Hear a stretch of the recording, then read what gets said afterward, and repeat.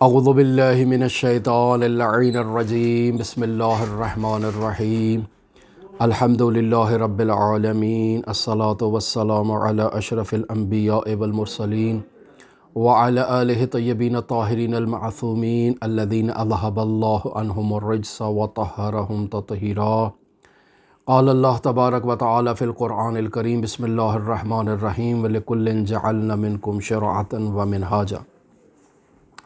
عزیزان محترم، ہماری آپ کے ساتھ گفتگو فقہی مسائل میں اور فقہی احکام میں جاری تھی، اور آج کا ہمارا عنوان ہے وضوء ارتماسی۔ ہم اپنی گزشتہ گفتگو میں آپ کے سامنے وضو سے متعلق مسائل کو بیان کر چکے تھے۔ آج وضوء ارتماسی آپ کی خدمت میں لے کر آئے ہیں۔ وضوء ارتماسی کسے کہتے ہیں؟ سب سے پہلے اس وضو کی تعریف ہونا ضروری ہے، یعنی انسان اپنے چہرے کو اور ہاتھوں کو وضو کی نیت سے پانی کے اندر غوطہ دے اور پھر انہیں باہر نکال لے۔ اس عمل کو اور وضو کے اس انداز کو وضوء ارتماسی کہتے ہیں۔ یا بغیر نیت کے اپنے چہرے کو پانی کے اندر ڈالے، لیکن نکالتے وقت جب وہ نیت کرے تو وضوء ارتماسی کی نیت کرے، یعنی اپنے چہرے کو پیشانی سے تھوڑی تک پہلی حالت میں نیت کے ساتھ وہ پیشانی سے اپنے چہرے کو پانی کے اندر ڈالتا ہے، اور پھر جب نکالتا ہے تو اس کی پیشانی پہلے پانی سے نکلتی ہے، بعد میں اس کی تھوڑی باہر نکلتی ہے۔ تو یہ نیت کے ساتھ اس نے اس عمل کو انجام دیا، یہ عمل ہو گیا وضوء ارتماسی۔ ایک دفعہ یہ ہے کہ اس نے اپنے چہرے کو پانی میں ڈال دیا ہے، ڈبو دیا ہے، اور اب وضوء ارتماسی کی نیت کی ہے اور اب پیشانی کو پانی سے اٹھایا ہے۔ یہ دونوں حالتیں بھی درست ہیں۔ اسی طرح دائیں ہاتھ کا اور اسی طرح بائیں ہاتھ کا وضوء ارتماسی کرے گا۔ یہ پہلا مسئلہ جو فقہا نے بیان کیا۔ دوسرا مسئلہ جو بیان کر رہے ہیں وہ یہ ہے کہ وضوء ارتماسی کے اندر بھی باقاعدہ ترتیب کا ہونا ضروری ہے، لہٰذا سب سے پہلے انسان اپنے اس چہرے کو دھوئے کہ جسے وضو میں دھونا ضروری ہے، بعد میں دائیں ہاتھ کو یہ کہنی سے اور پھر بائیں ہاتھ کو کہنی سے نیچے تک وضوء ارتماسی کی نیت سے اسے غسل دے۔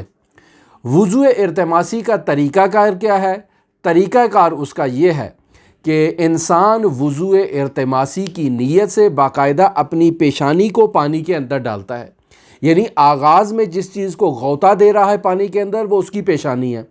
پیشانی کو پانی کے اندر ڈالے، بعد میں پیشانی کے ساتھ ناک، منہ اور ساری منہ اس کا جو ہے نا وہ پانی کے اندر ڈوب جائے، پھر جب وہ پانی سے باہر نکالے تو اسی وضو کی نیت سے اپنی پیشانی کو سب سے پہلے باہر نکالے، اور پھر اسی طرح دائیں ہاتھ کی کوہنی کو پانی کے اندر ڈبو کے اس کو باہر نکالے، اور پھر اسی طرح سے بائیں ہاتھ کی کوہنی کو پانی میں ڈبو کے باہر نکالے۔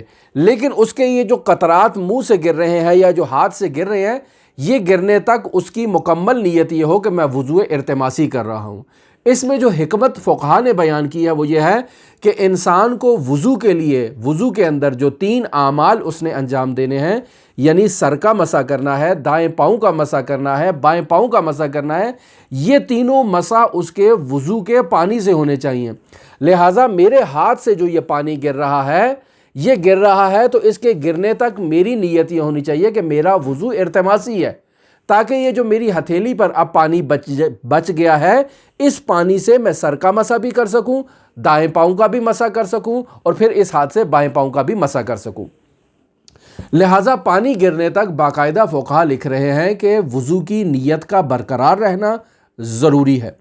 دوسرا جو انداز بیان کر رہے ہیں وہ یہ ہے کہ وضو کی نیت کے بغیر انسان اپنے چہرے کو اور اپنے ہاتھوں کو پانی کے اندر ڈالتا ہے، لیکن جب ان کو نکالنے لگا ہے تو نکالتے وقت اس نے یہ نیت کی ہے کہ میں وضوء ارتماسی کر رہا ہوں، یعنی پہلے چہرے کو ڈبویا، پھر باہر نکالنے سے پہلے نیت کر لی کہ میں وضوء ارتماسی کر رہا ہوں۔